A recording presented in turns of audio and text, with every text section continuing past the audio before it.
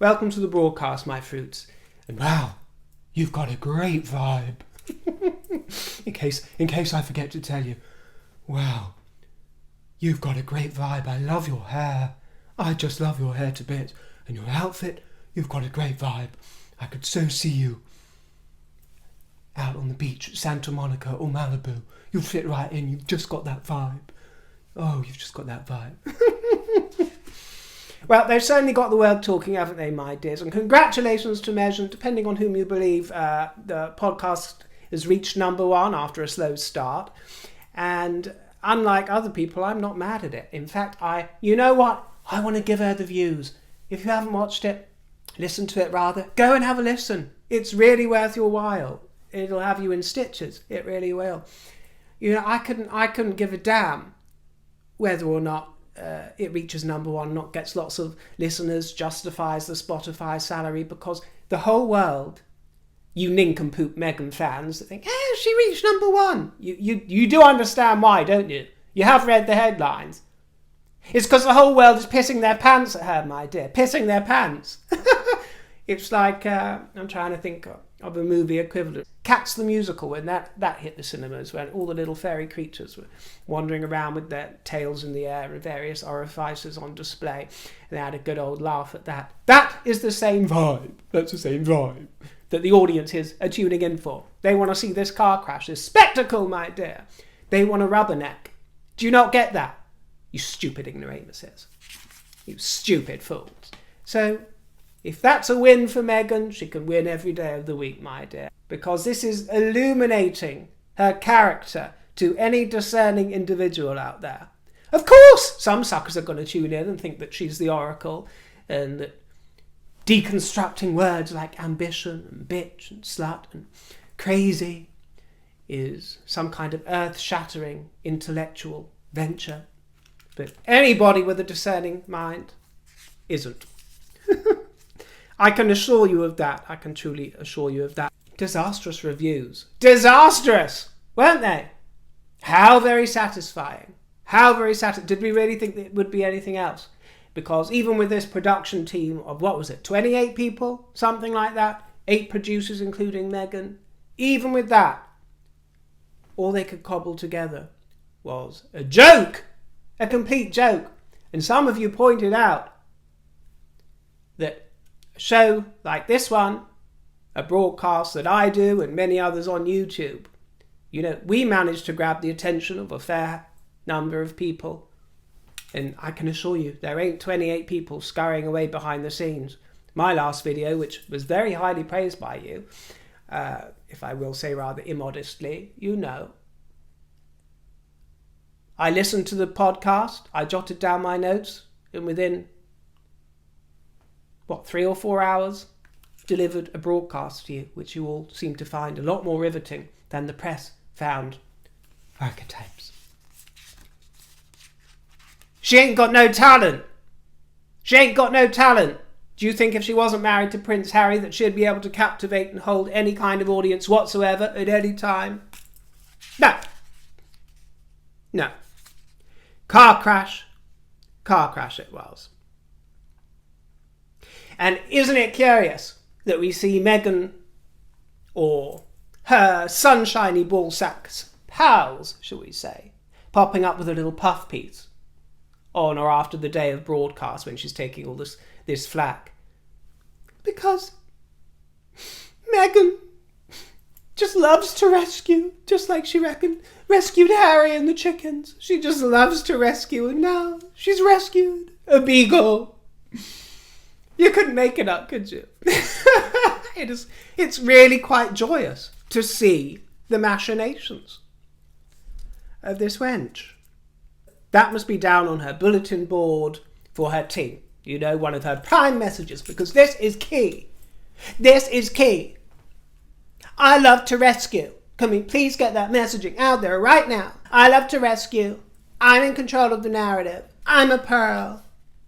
It's so key. It's so key.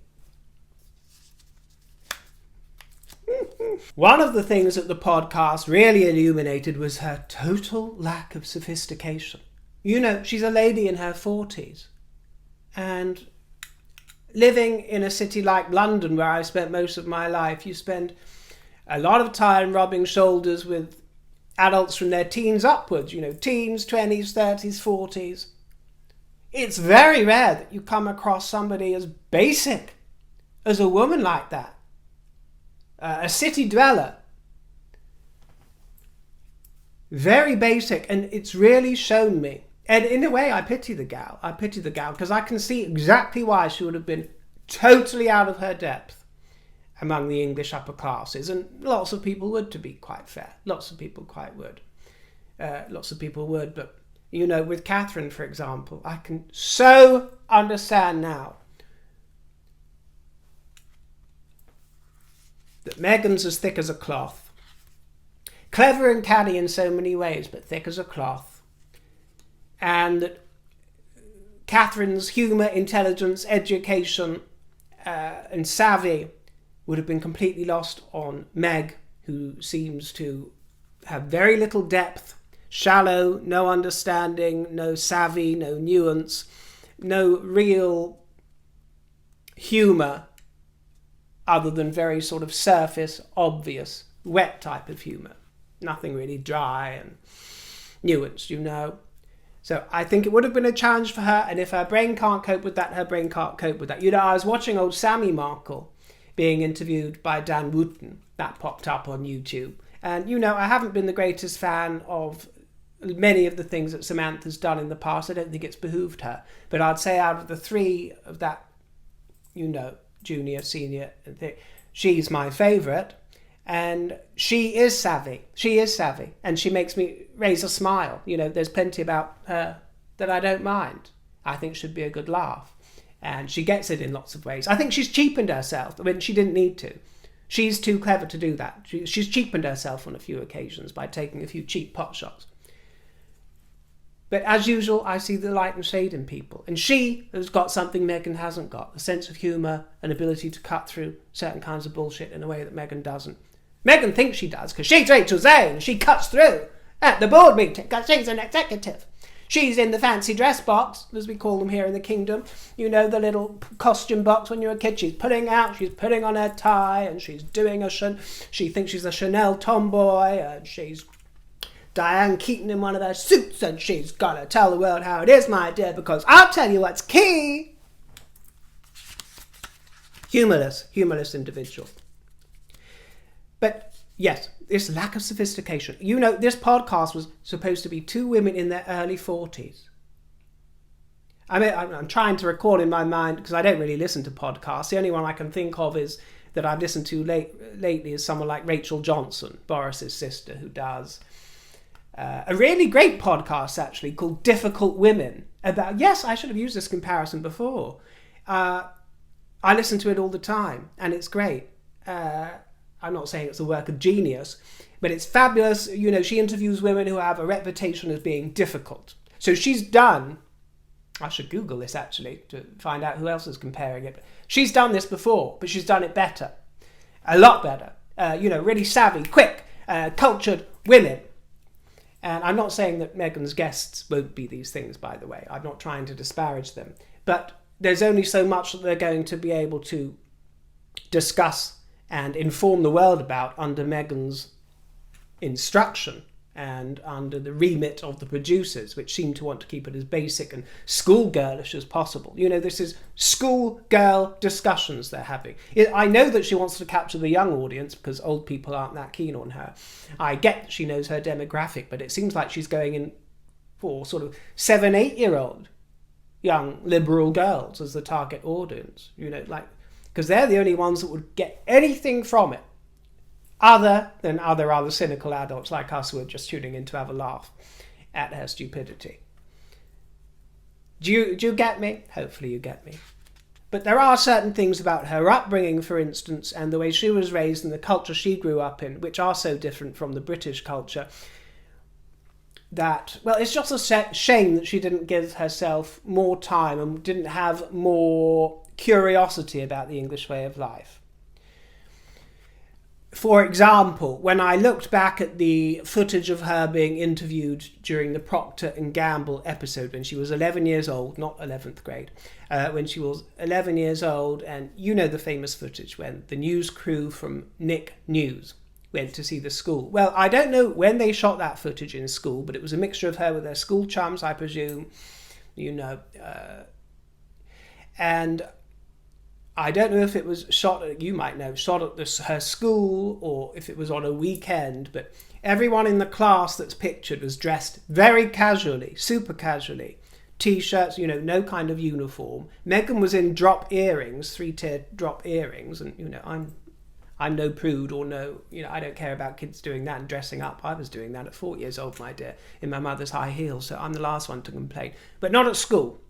And the teacher, if it was the teacher in the background, I'll flash up a picture, was dressed very casual, very slovenly. And I'm sure he was a lovely man. But what I see there is a climate that I've never seen in England. And it was only recently that I told you standards are slipping a little bit here, But in general, I would say that we still have, most schools have a school uniform. There are still certain standards that are adhered to. I should imagine that there are very, very few, if any, where you're just, very sort of specialist schools where you just turn up in your weekend sort of playwear. But, I do understand that I would criticize that in England, but I'm not going to criticize that in America because it's not my culture, it's not my climate. You have a different relationship with education. America is a newer country. And it's full of people who are just as intelligent and savvy as those of us over here in the kingdom. So please understand, I'm not trying to be snobby about it, whereas I would be snobby about it if that school was here in England. But that's America's business.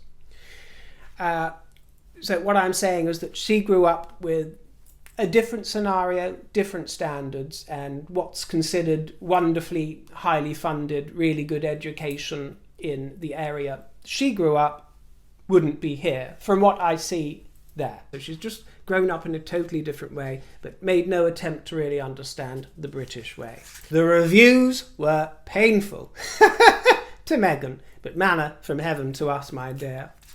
The reviews were painful. Even the ones, the publications that wouldn't want to slam her because they're probably in association with old ball sacks, old sunshiny ball sacks. Even they couldn't really bring themselves to say that it was fabulous. I didn't see any 5-star reviews so far. The Times said Archetypes is almost entirely preposterous, packed with twinkly music and vapid chat. The podcast is a tastefully soundtracked parade of banalities, absurdities, and self-aggrandizing Californian platitudes. The effect of all the tinkly music and vapid conversation is to make you feel you've been locked in the relaxation room of an unusually self-involved yoga instructor. iNews said, of course MM's podcast is boring. What did you expect? Simple and to the point. The Independent, who are a shit newspaper and always defend Meghan and Harry as well, even they had one article for a writer saying Meghan's podcast is navel-gazing, bumper sticker feminism. I expected more.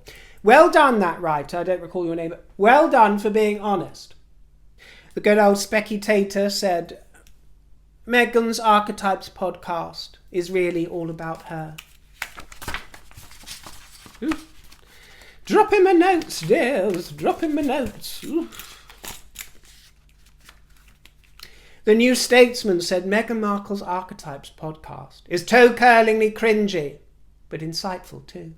The jaunty pep talk style may irritate Brits, but it will surely appeal to the Duchess's liberal American fans. Well, they've got a point, haven't they? Because especially these younger fans, I'm sorry to say, especially, if I've got any younger fruits listening out there, but I have mentioned plenty of times that on both sides of the Atlantic and all through the Western world, the youth are just dumbing down. They can't handle what they used to because all of our university institutions, cancel and deplatform anybody with reasonable views. I saw somebody today, there's a new viral video going around of a place in Scotland, I presume some kind of school or college, where a young bloke was he'd secretly recorded at Northleigh, I think, his professor or teacher, some Scottish man, who was rebuking him in private because he'd set him out of the class because this pupil had said that there are only two genders and that's what he believes. And he'd been sent out of the room, and he was being berated by this member of staff who was telling him in no uncertain terms that it was the policy of the school to have to give out inclusive messages only, and declaring that you only believe that there are two genders, whether or not that's true. But declaring whether or not you believe it was, something to clamp down on and send him out the room. Can you imagine? Can you imagine what even our most recent ancestors would be saying, turning in their graves, although they're not even dead, because it was only just a few years ago when it was entirely reasonable to suggest that there might only be two genders, or at least two biological sexes. But it beggars belief, doesn't it? But even if he is so wrong to suggest such a thing, that there are only two, why do we now live in a society where you can't even just say that? The risk of not being inclusive or hurting somebody else's feelings. Feelings now have evolved in a perilously short amount of time. Feelings now count more than facts. They count more than facts. It's so scary. It's just got to stop. But it seems like too much has left Pandora's box now. But these certainly seem to be the new generations that are coming up and are going to latch onto the word of somebody who's not very bright, who doesn't have good, fresh ideas, who isn't genuinely savvy, and hasn't really got anything new to say, and misremembers, shall we say, or opposes reality with perception, as she says. Perception, it's all about her perception, your perception, in contrast to reality. Sad, isn't it? Daily Star slammed it as cringe and tone deaf. Piers Morgan, of course, was having kittens over it, and his wife Celia said in the Telegraph, "Every woman has had a girlfriend like Meghan." Not just every woman either. A few ladyboys. Every woman has had a girlfriend like Meghan. The one who turns every confidence back to them and hijacks every distressing anecdote with one of their own. Only theirs is longer, drawn out, and more distressing. According to the press, aside from Mariah next week, and let's face it, part of the reason that these ratings are going to be quite good initially, apart from the rubberneck effect, the car crash effect, is Serena and Mariah. That's a real star glitzy name, isn't it? I thought she would be down under the title, the crazy episode, but apparently she's going to be down under the diva episode, where people have been called a diva. All these words, diva, bitch, slut, ambitious. Well, I've been called all of those things, my dear. Bitch is probably one of my favourite words, and I love being called it. I love being called it. I love being called a slut too. And I advise you to reclaim those words. I say, Daddy, am I your little slut? You're calling me a bitch? Oh, you flatter me, my dear. Diva? You better believe it, my dear. Crazy? Crazy in love with me, that's what you are, aren't you, my dear? They say I'm crazy. How dare they spend all those years saying that poor Britney was crazy? How dare they? It's not like they had a point, is it? Okay, enough of that, right? Moving on.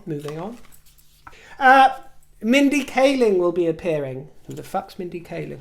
You have to excuse me, they're probably American stars, but I don't know these people. I'm sure they're lovely. Mindy Kaling is going to appear, an actress.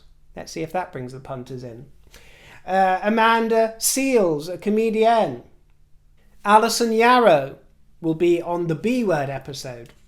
Why can't people just write... I'm just quoting this from an article. Why can people really not just say the word bitch? This is this dumbed down culture as well, isn't it? It's probably a trigger. Oh, I'm triggered if I hear the word bitch. Seriously, they're writing these articles for 3-year-olds. Robin Thede, the world-famous comedian, will also be discussing the B-word.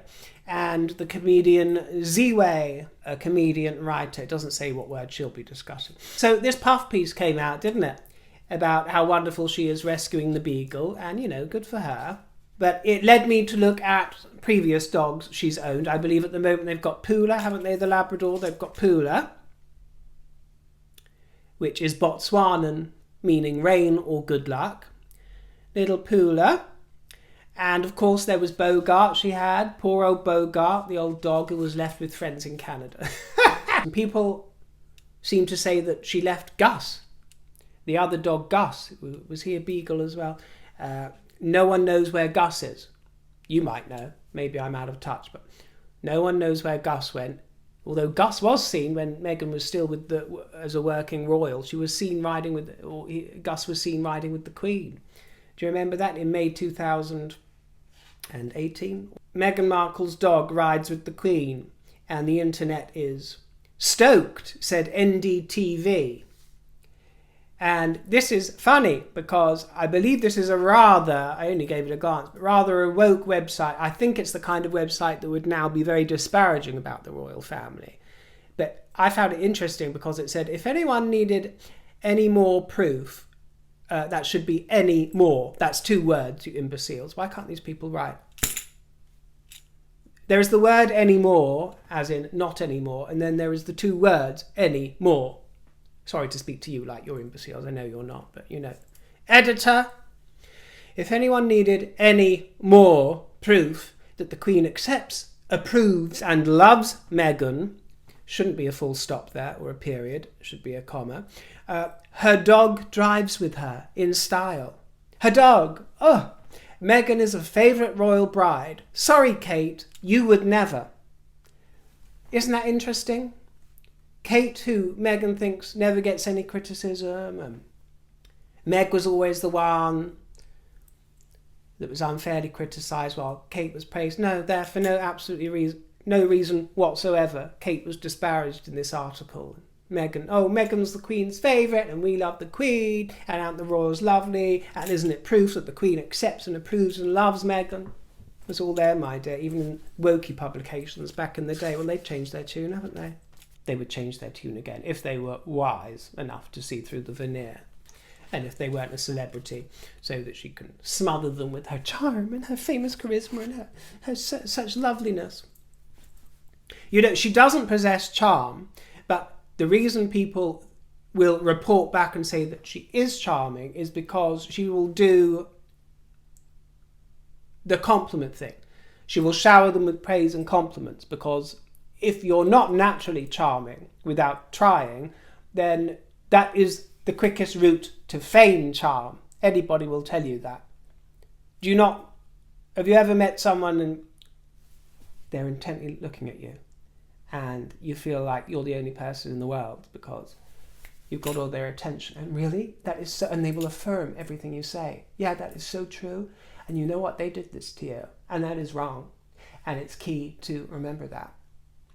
And you need to tell them that you are above that, okay? Because you are a beautiful person. And you're so handsome, my love. So very handsome. And that is a sort of feigned, fudged way of becoming charming in somebody else's eyes, you know. Relying on the old cheap tricks. The rescue beagle is 7 years old and goes by the name of Mamma Mia. Sorry, it's a crap name for a dog. I suppose Mia's all right. They made a private visit to the Beagle Freedom Programme. Why? Why did it have to be a private visit? If they want to be this down-to-earth, grounded couple, why? I mean, do they really think that that is the kind of place they would get swamped by the paps and fans? Because Ellen didn't seem to have a problem going to the rescue dog's home, did she? Remember? Oh, Ellen, do you remember that time when I first met you at the rescue dog's home? No. Ellen didn't have any idea. But even the degenerate one, even old smelling degenerate, even she didn't insist on a private visit, did she? Even she wasn't trying to swerve the paps and the fans and having a private after-hours visit, demanding on that. Otherwise, Meg wouldn't have seen her. But she got her private visit after hours, and the owner has been singing her praises in this puff piece. Singing her praises but the owner, this is hilarious. The owner thought that she was talking to Megan Fox on the phone. She was very reverential speaking about Meghan, the owner of this dog rescue centre. She kept referring to her as the Duchess this and the Duchess that. And I noticed that even in the Spotify broadcast, they referred to Meghan as the Duchess in the credits. Yes, despite the fact she doesn't care about her royal title. No interest in nurturing the royal brand, and there she is, the Duchess. Well, and this lady kept referring to her as the Duchess, and it sounds so clunky and so stupid, which is why it's cheapened titles, grand titles like dukedoms and duchesses. It's cheapened those titles abroad now. You used to, have a sense of mystery about it. Now people just think, oh yeah, like Duchess Rachel. They had a half-hour conversation on the phone after hours when Meghan called up. Shannon Keith, the owner, is an animal rights attorney who runs this project. And she said, the Duchess called me personally. She calls on my cell with no caller ID and says, hey Shannon, this is Meghan.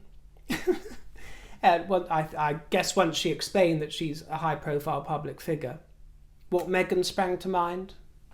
Megan Fox. And then the Duchess, she says, is holding Mia and is like, we're adopting her. She was like, no, we don't want a Christmas puppy. We want ones we can help who are older. And also because they're easier to look after, aren't they? Because they're all docile and placid and they're not yappy little annoying puppies anymore. They're much easier to look after, aside from the veterinary bills, and that's no problem to the Montecito duo. So. And since we last spoke, and I gave you that review, there's just been so many stories coming out regarding her version of the fire in South Africa. My South African fruities are poisonously inflamed by her claims. You feel that it's really a besmirch. A lot of your comments do make me chuckle, my dear. You really do. You've been vociferous about her. This pusillanimous creature. You've been vociferous about her.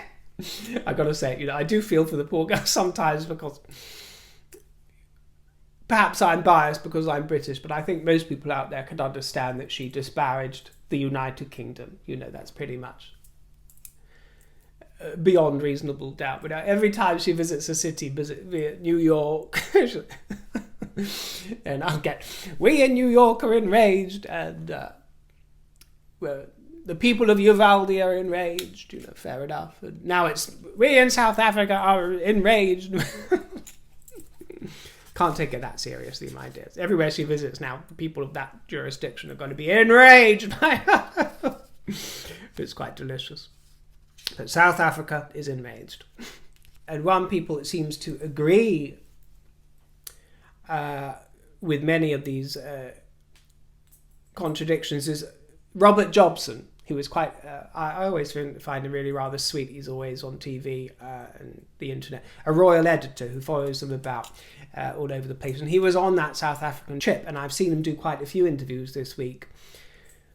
This one was on Talk TV with Jeremy Kyle, and he said that after her claims about the fire, he and his team, contacted 3 aides who were with her at the time, because he said there were no press reports about the fire, no incident logs that he knows about, but these 3 aides that were there are giving no comment. Apparently, according to him, this is all according to him, they're very reluctant to speak out because of what the consequences might be, not saying that whether they would confirm or deny.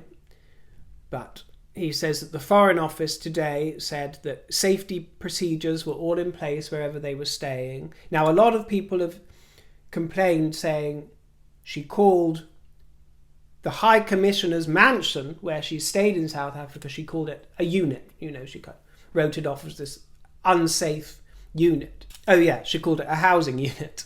Well, I have to say in her defence, as far as I know, at this moment, we don't know where she was actually staying when that incident took place. Some reports have said it might have been the Kensington Place Hotel in Cape Town before she moved on to the High Commissioner's.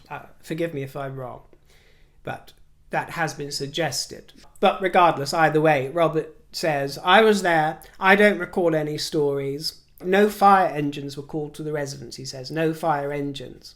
So what's Meghan's archetype? Are they going to discuss the word liar?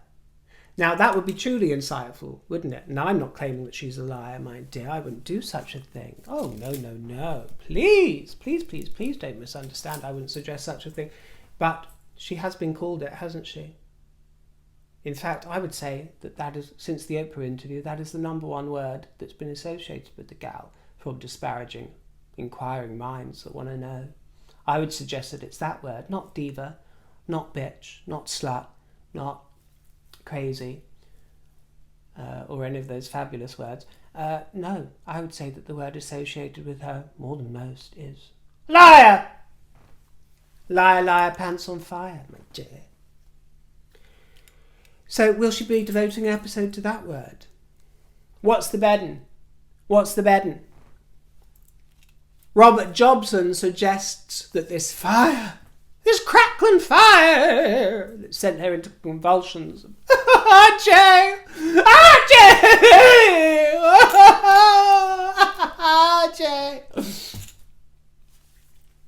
He suggests that fire was merely a heater that was unplugged in the room and began smoking a little.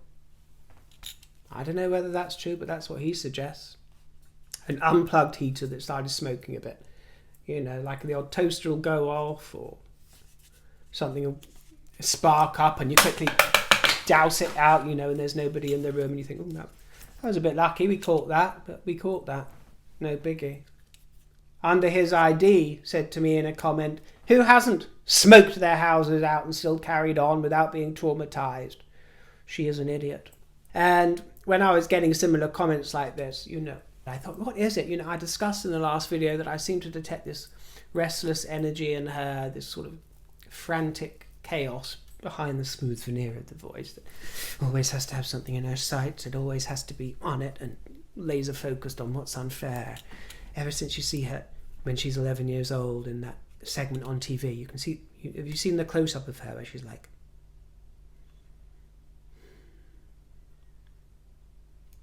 I just didn't think that it was fair that women were being told to be put in their place and always in the kitchen.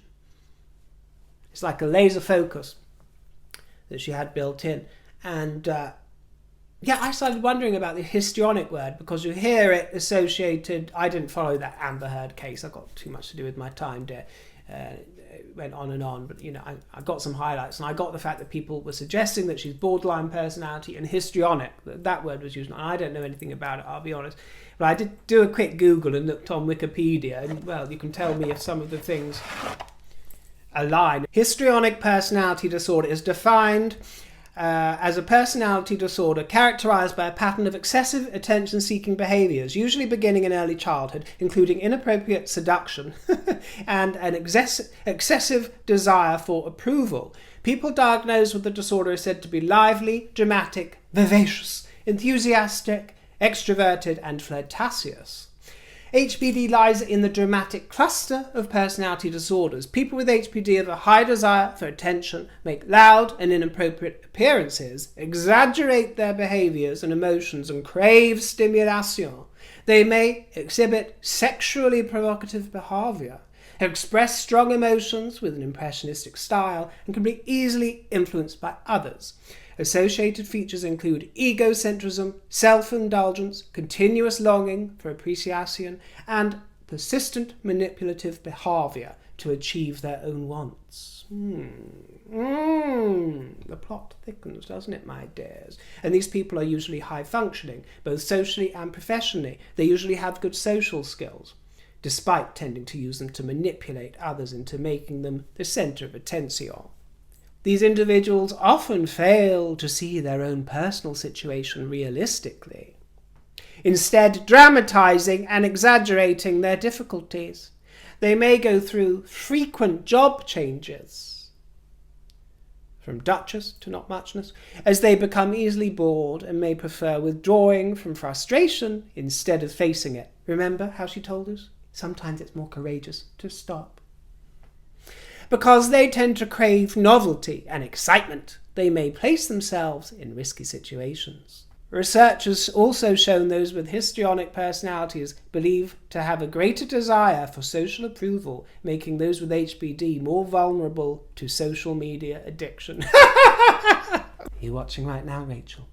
We love you really, my dear. We love you. Seriously. I'm not suggesting for one moment that Meghan or anybody else has these disorders. I am not a therapist. I am not a professional. But it is interesting to look at these patterns of behaviour. I'll say no more. She'll probably drag me up during her crazy podcast. They called me crazy. Brittany, they called you crazy, didn't they? They'll probably get Brittany on. They called you crazy. And look at you now. Look at you now. They called you crazy. And now they're calling me crazy. They're calling me histrionic. They're calling me borderline. No, we're not, my dear. No, we're not. We're just trying to work out how you became into being, you know. Just like Michelle Obama, you know, becoming. She went on to become a very well respected, admired First Lady. And you went on to become, and you became nutmeg. Well, that's the first time in several weeks, I think, that I've managed to get through one of these without putting on my electric fan to keep me cool. Wasn't quite ready to wear an extra layer under my jacket at the moment. You'll have to forgive the slight expose, my dear. But it's still hot, and I'm becoming hot now, so I'm going to cease, and I look forward to seeing you in the next broadcast. But thank you again for your company, and my tip jar, as usual, is in the description box below if you'd like to send me a little treat, or you can leave me another juicy comment.